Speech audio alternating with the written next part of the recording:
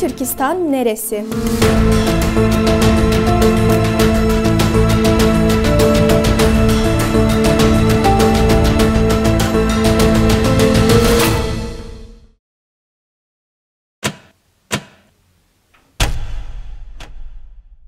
Bilgi edinmenin, bilgiye erişmenin o kadar kolaylaştığı bir çağda yaşıyoruz.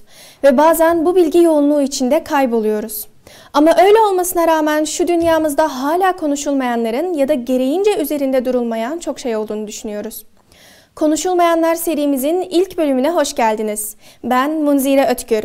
Bu serimizde sizlere Doğu Türkistan hakkında her şeyi kısa kısa hemen aklınızda kalacak şekilde sunmaya çalışacağız. Öyleyse ata yurdumuz Doğu Türkistan'ın coğrafi durumunu tanımakla başlayalım. Doğu Türkistan neresi?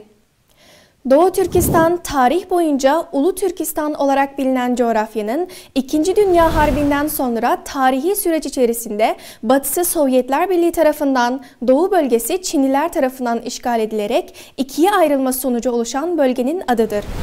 Doğu Türkistan, Türkiye Cumhuriyeti'nin 2 katından daha fazla yüz ölçümüne sahiptir. Bölgenin %43'ünden fazlası çöller, diğer %40'ı ise sıra dağlarla kaplıdır.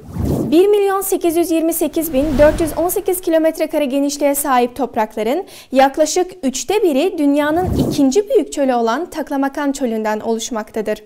Kuzeyde Rusya ve Moğolistan ile sınırlı olan Doğu Türkistan, batıda Kazakistan, Kırgızistan, Tacikistan, Afganistan, Pakistan, Keşmir ve Hindistan ile komşudur. Güneydoğusu Karakorum Dağları ve Tibet platosu ile ayrışırken doğu tarafı bozkırlar, çöller ve Çin ile sınırlıdır.